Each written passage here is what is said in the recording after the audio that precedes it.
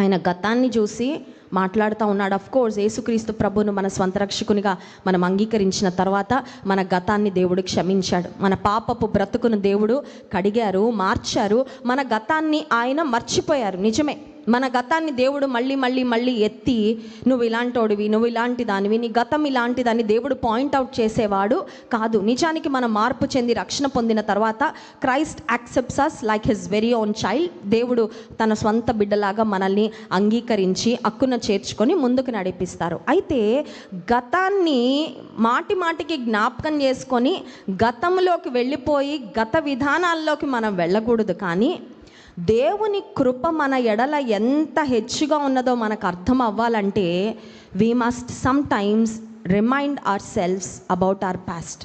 మన గతం ఏంటో మనం అప్పుడప్పుడు జ్ఞాపకం చేసుకోవాలి. ఎందుకు అంటే ఏ కోణంలో జ్ఞాపకం చేసుకోవాలి, ఎందుకు జ్ఞాపకం చేసుకోవాలి, ఏ ఉద్దేశంతో జ్ఞాపకం చేసుకోవాలంటే మనము మునుపు ఎంత భయంకరమైన స్థితిలో ఉంటే ఆ స్థితిలో నుండి దేవుడు మనల్ని లేవనెత్తాడో, మనను ప్రేమించాడో, మనల్ని అంగీకరించాడో జ్ఞాపకం వస్తే we will be more grateful. మనకి ఎక్కువ కృతజ్ఞతా భావము వస్తుంది.